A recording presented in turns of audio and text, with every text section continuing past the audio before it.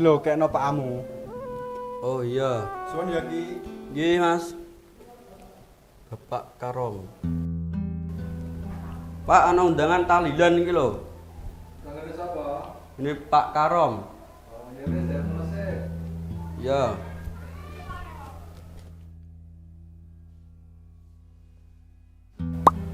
Tahlilan. Tahlilan ku apa ya?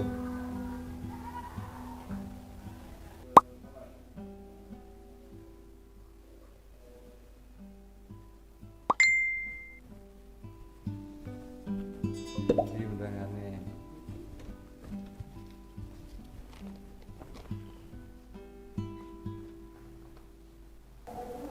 Kenapa ya Pak? Leren ana tahlilan barang. Gini ya Tek, ana tahlilan. Tahlilan iku istilah. Cara agama iku ngirim donga. Lah, kowe iku takono guru agamamu sing nglakoni mestine. Biasane wong Ahlussunnah wal Jamaah takono aja sampe kowe salah golek-golek info kok HP biasane kan bingungake jawabane. Sing bener kok genano takono karo guru agamamu. Aja sampe salah. Nggih, Pak.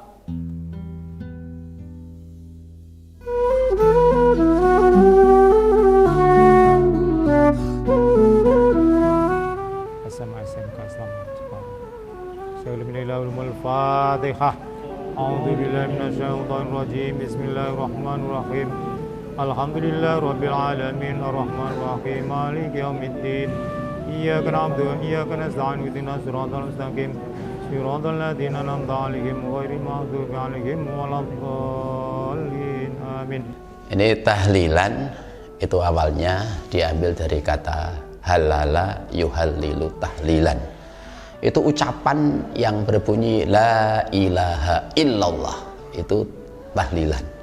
Tahlilan itu kan memang dari bahasa Arab ya, halala yuhallilu tahlilan, artinya secara bahasa, secara harfiah itu adalah membaca kalimat la ilaha illallah. Itu sangat populer di kita, terutama di Jamiah Nahdlatul Ulama, di Ahlussunnah wal Jamaah gitu. Jadi yang namanya hauqalah itu membaca la haula, istirja itu membaca innalillahi dan seterusnya. Nah, kemudian tahlil itu membaca la ilaha illallah. Intinya begitu. Kalau pertanyaannya adalah apakah itu sunnah, saya bisa jawab sunnah. Bahkan itu bisa digabung antara sunnah fi'liyah dengan sunnah qauliyah, karena Kanjeng Nabi sendiri mengendikakno itu apa? Menyampaikan, mensabdakan. Kemudian pasti beliau sendiri melakukan, karena beliau itu menyampaikan afdhalu ma qultu ana wan nabiyyuna min qabli la ilaha illallah, bahwa hal yang paling afdol, paling utama yang saya katakan dan yang dikatakan oleh atau yang diucapkan oleh nabi-nabi sebelum aku adalah la ilaha illallah. Artinya kalau kita berbicara itu sunnah atau tidak, sunnah. Termasuk tahlilan itu ya jelas sekali. Karena tahlilan itu kan membaca lantunan-lantunan ayat Al-Quran ditambahi dengan baik itu ada sholawat, ada la ilaha illallah, bahkan kalimat-kalimat yang baik-baik itu. Itu harapannya bisa untuk wasilah memberikan doa kepada yang dituju. Membedakan antara tahlil dan tahlilan kok diarani beda, ya disuruh mondok saja nanti biar tahu kalimat tasrifnya.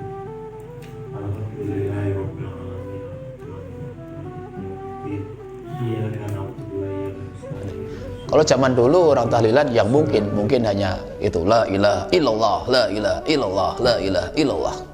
Tapi berikutnya kemudian supaya untuk tidak mencapai titik kejenuhan, ditambahi amalan-amalan yang lain.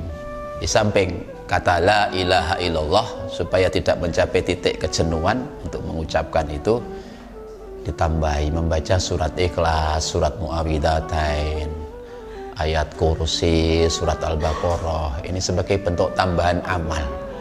Jadi tidak ada salahnya. Memang amal semacam itu tidak dijumpai pada zaman Rasulullah. Kalau baca tahlil, baca la ilaha illallah boleh, baca surat Ikhlas juga boleh, baik kan? Itu memang kita disuruh membaca Quran. kemudian membaca surat Muawwidzatain juga boleh, baca tasbih, baca sholawat boleh. Nah, dibaca secara berurutan. Nah, salahnya di mana? Kan tidak ada. Sekalipun bentuk amalan itu setelah dirangkum menjadi satu amalan, memang kelihatannya tidak ditemui zaman Rasulullah amalan itu. Tapi kan secara sepotong-sepotong amalan itu sunnah semua. Itu dijadikan satu, kemudian dibudayakan oleh para Nahdliyin menjadi sebuah amalan yang akhirnya disebut tahlilan. Mana ada yang salah? Baca surat Ikhlas bagus, baca surat Muawwidzatain juga bagus, membaca la ilaha illallah juga lebih bagus, ditambahi sholawat, ditambahi tasbih, ditambahi istighfar. Mana salahnya? Sama kan tadi seperti lombok halal, bawang halal, tomat halal, dimakan satu persatu juga nggak apa-apa. Kamu kalau doyan makan lombok lalapan, tidak apa-apa. Tomat dimakan sendiri, tidak apa-apa. Terasi dimakan sendiri, tidak apa-apa.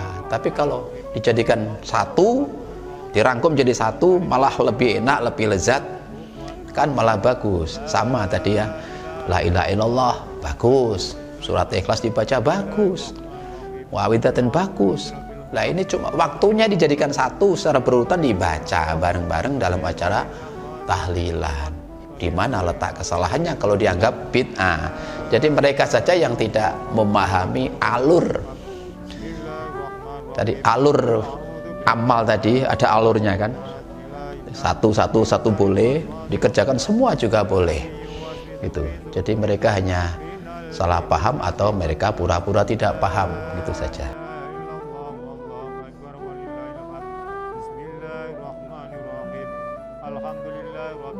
Oh, tahlilan itu manfaatnya banyak, karena kalimat la ilaha illallah itu menjadi zikir yang paling afdol, yang paling utama.